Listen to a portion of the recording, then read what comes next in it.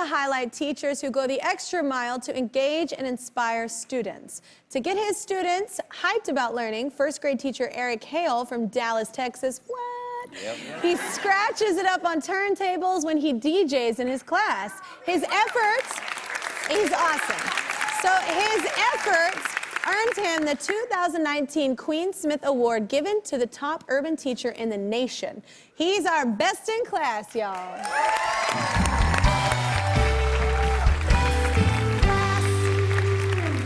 Please welcome Eric Hale. So, congratulations on your award. Were you stunned? Were you in the nation, dude? Actually, no, because I teach my children that they're champions regardless of their circumstances. So everything I preach is greatness. So anything that I apply for, I expect to win because I know I put that effort behind the scenes. I love it!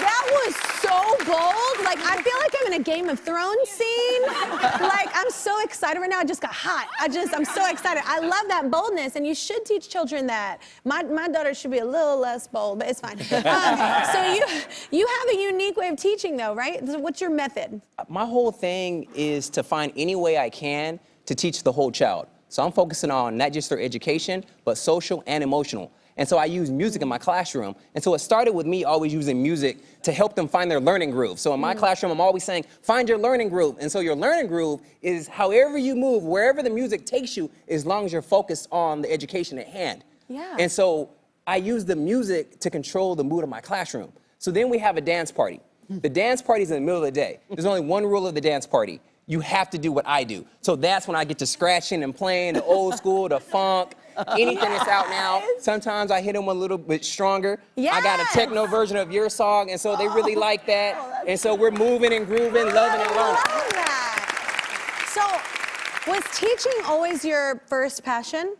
To be honest with you, I'm chasing the ghost of the educator that I needed when I was a child. Well, And write so that book, I'm sir. always pushing myself because when I was a child growing up, not only in poverty, but in trauma, I needed so much.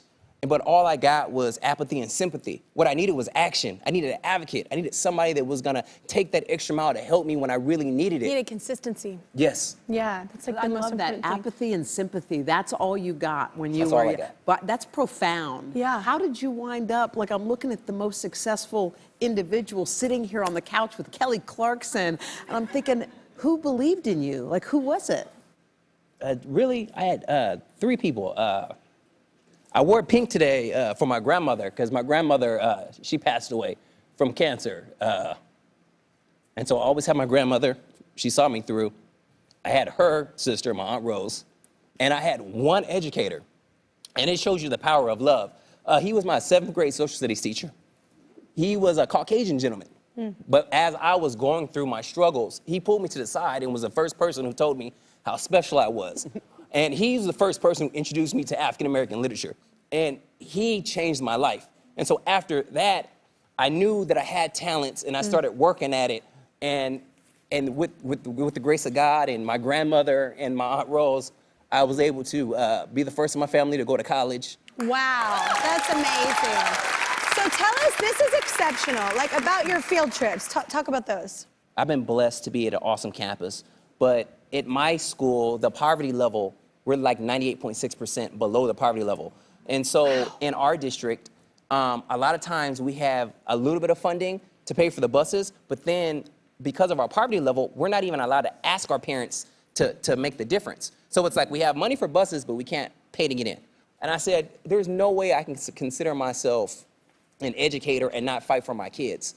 So I was always getting different opportunities to do speaking engagements, and I was blessed that through an organization called Leadership Dallas, I was asked to be their keynote speaker to represent education. And so I said, well, let me take my little money out. So I took my little $500 I had saved out my sock, and I said, if everybody in this room matches my $500, that's $25,000 for my kids. I gotta fight for them. But I said, I can't get that money, but my kids can. So I asked them, I said, has anybody ever brought students? They said no, so we surprised them, and so I was able to get some buses from the school, and I brought 14 of my brightest students, and they led the learning. And from that day, we were able to raise about $8,500 in speakers. I've had congressmen.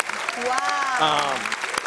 football stars, award-winning fiddleists, architects, people come to our school, and so it kind of snowballed into kind of like an unofficial nonprofit, and I call it Friends of Burnett. And so now, not only am I getting money, I'm getting people who come in and genuinely love our school.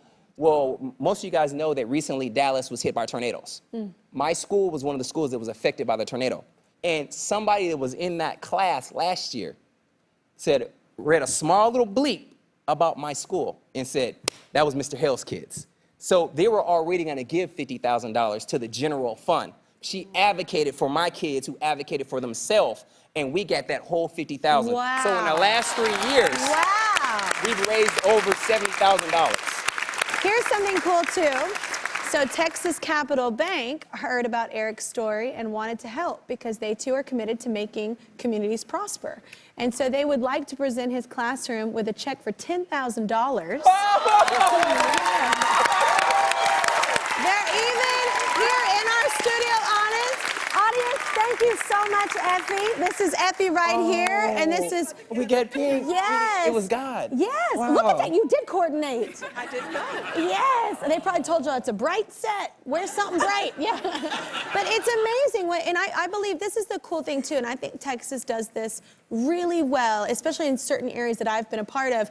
You know, if you don't support, I think a lot of people get really lost in the big scheme. We think, oh God, there's such huge problems in the world. But if we really did focus on your own community, where your kids go to school, or your family lives, or whatever it is, like, even if you don't have kids, you helping kids in your community is going to help your community. Because those are the people that are gonna grow up in your community and help your community prosper. So thank you so much, Effie, for doing that. And thank you so much, Eric. I mean, Mr. Hale, I wish I had a Mr. I did have some great teachers, but you are exceptional. And I just wanted to highlight you on this show because of that. Yes, exceptional. I will not stop talking until you subscribe to my YouTube channel. That's right, and I can talk a lot. Seriously, not gonna stop. Yep, still here, not going anywhere. I see you. Don't walk away from this.